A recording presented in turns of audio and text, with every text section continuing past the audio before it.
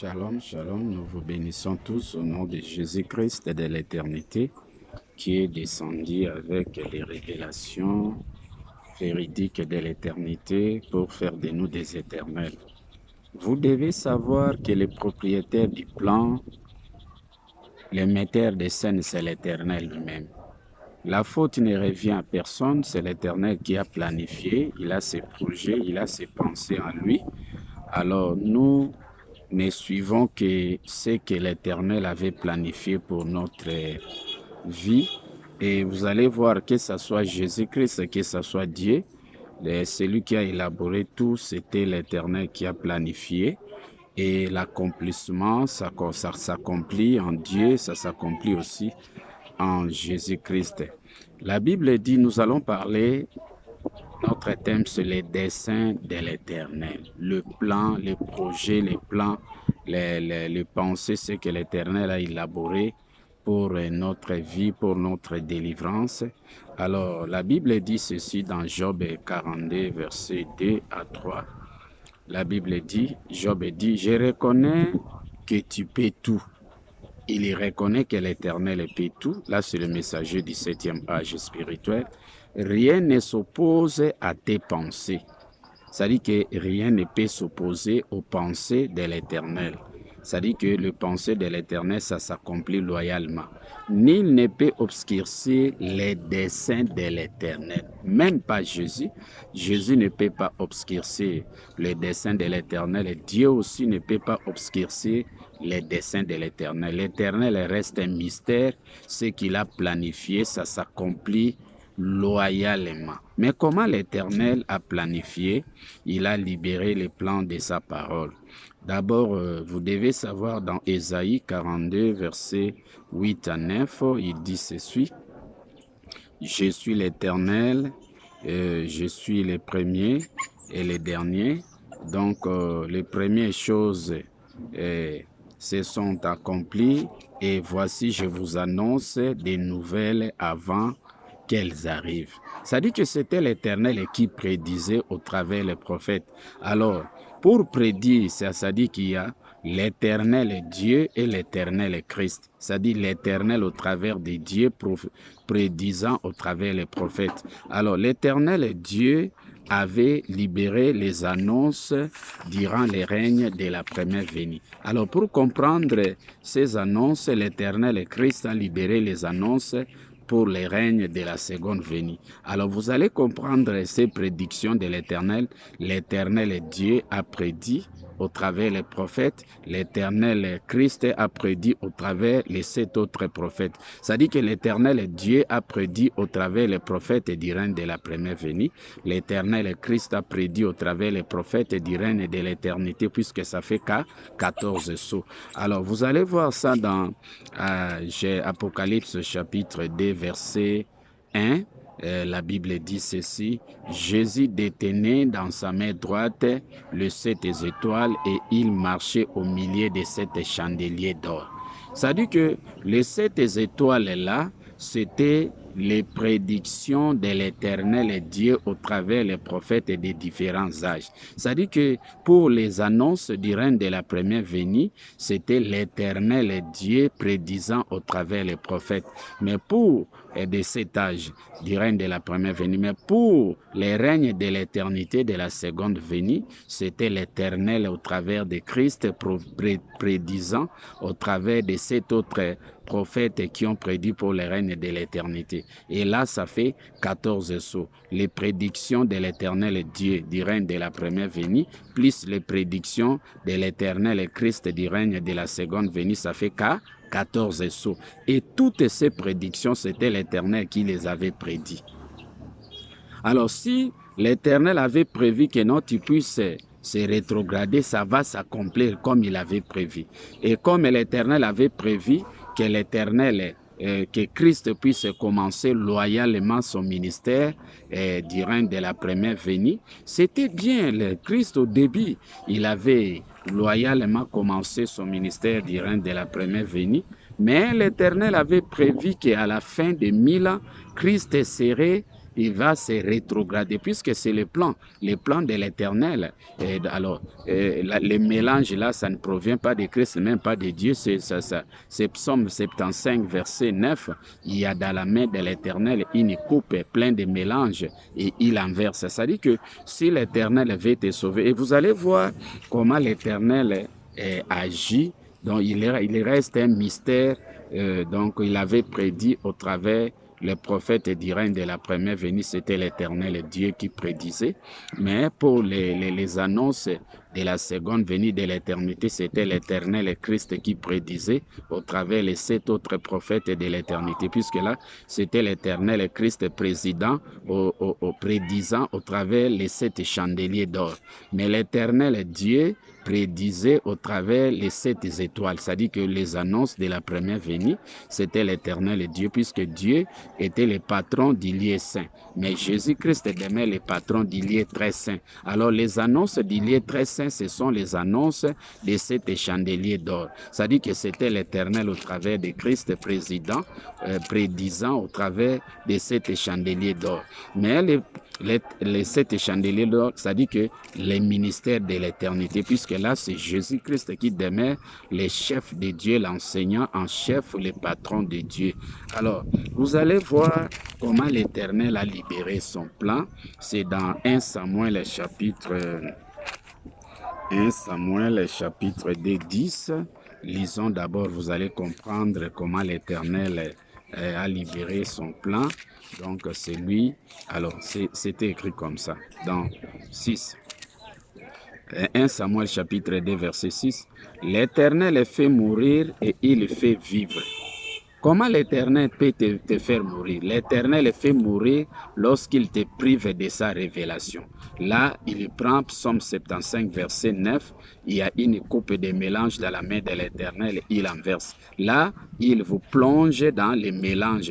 Ça dit que là, il vous prive de sa révélation de la première venue. C'est comme ça que Jésus-Christ, à la fin du règne de 1000 ans, et Jésus-Christ s'est crié, mais...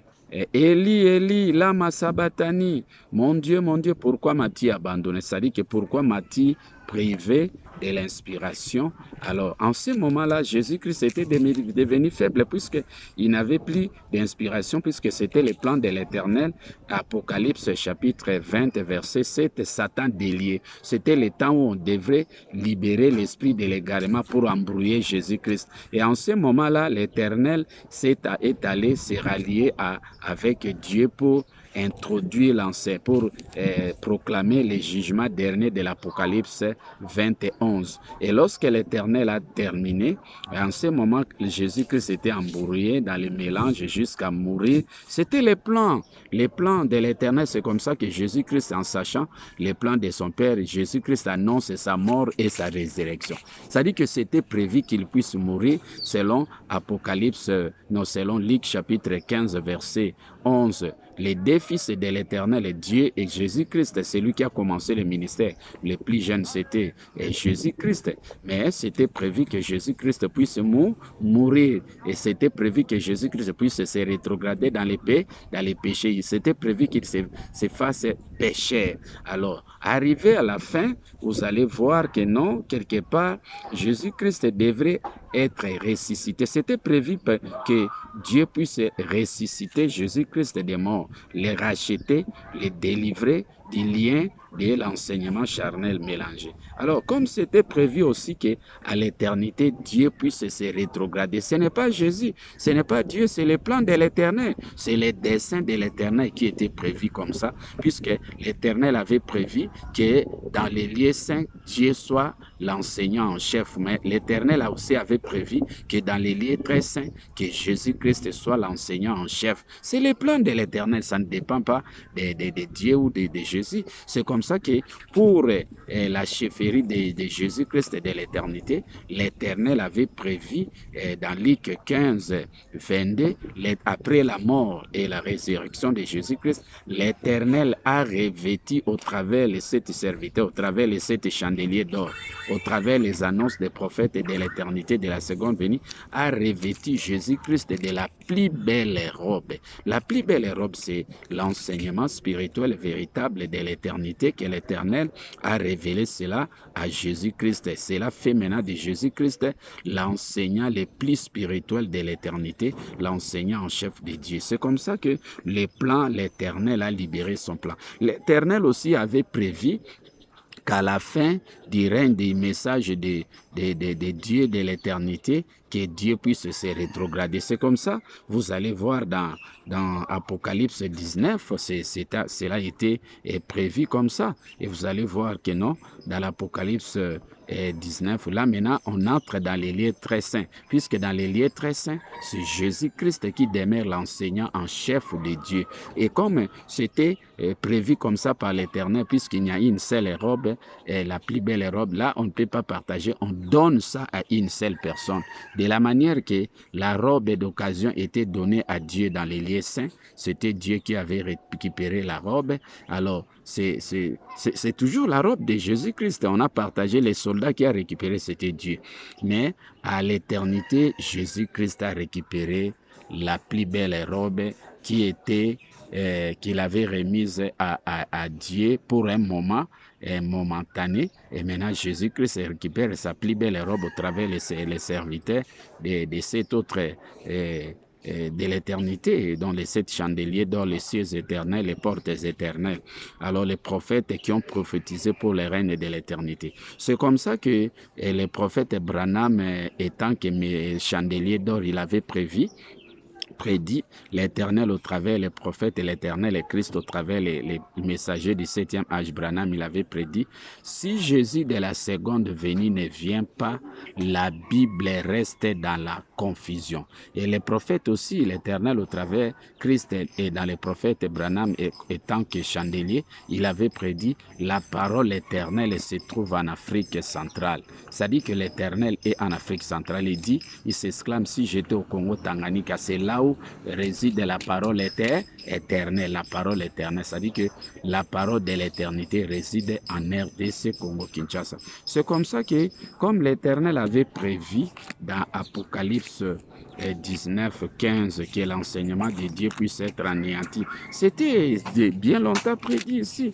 Dans Apocalypse, vous allez Apocalypse 19, l'ange de sa bouche. L'ange dont on parle ici, c'est Christ, puisqu'il y a des anges de l'éternel. Christ est Dieu. Gabriel, c'est Christ, et Michael, c'est Dieu. Durant les règnes de la première venue, c'était Michael qui était le chef de Dieu dans les lieux saints, mais à l'éternité, dans les lieux très saints, c'est Jésus-Christ qui demeure le chef de Michael, puisque c'est le chef de Dieu, c'est Jésus-Christ, puisqu'il a reçu la plus belle robe. Alors il dit, de sa bouche sortait une épée aiguë pour frapper les nations, et oui, et il les pètera avec une verge de fer, et il foulera la cuve du vin de l'ardente colère du Dieu Tout-Puissant. À l'aide de son épée d'Ésaïe 27, puisque si vous lisez Ésaïe 27, vous allez voir cette épée dont l'Éternel, au travers de Christ, anéantit l'enseignement mélangé, souillé de Dieu, dont l'Éternel avait prévu que Dieu puisse se rétrograder à la seconde venue. Mais l'Éternel aussi avait prévu que Jésus-Christ puisse se rétrograder à la fin du règne de 1000 ans. Satan délié et donc c'est comme ça que Jacob affaibli. Dieu aujourd'hui est affaibli, il est mort. Jésus-Christ doit ressusciter Dieu. Dans 27, vous allez voir ça. En ce jour, l'Éternel frappera de sa dure grande et forte épée les léviathans, les serpents fouillards, les léviathans, les serpents tortueux, et il tuera les monstres qui est dans la mer de Dieu, puisque l'enseignement de Dieu aujourd'hui est souillé.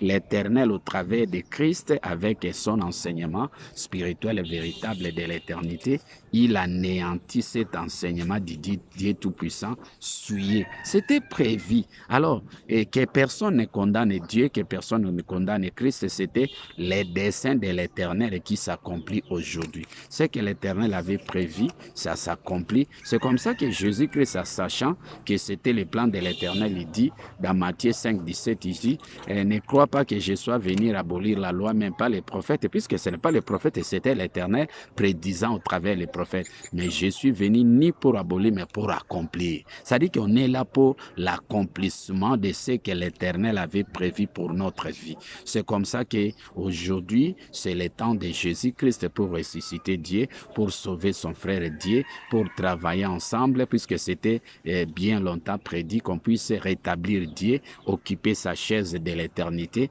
et que Dieu puisse devenir 3 fois saint et très saint, puisqu'aujourd'hui, les gens qui sont dans les lieux saints doivent quitter les lieux saints pour entrer dans les lieux très saints. Mais pour entrer dans les lieux très saints, il faut écouter l'enseignement de Jésus de la seconde venue qui a comme soubassement les 7 chandeliers d'or, les annonces des 7 autres prophètes qui ont prédit pour le règne de l'éternité, ça fait 14 sceaux. Les 7 sceaux, les 7 étoiles, les annonces de l'éternel Dieu pour le règne de la première venue pour les lieux saints, les 7 chandeliers d'or, c'était les annonces de l'éternel Christ, c'est pour les règnes du lieu très saint, les règnes de la seconde venue de l'éternité. Que l'Éternel vous bénisse et qu'il vous accorde cette opportunité à accomplir loyalement ses desseins à lui, ses projets. Puisqu'il a dit, les projets que j'ai formés pour vous, ce sont des projets de bonheur et non de malheur.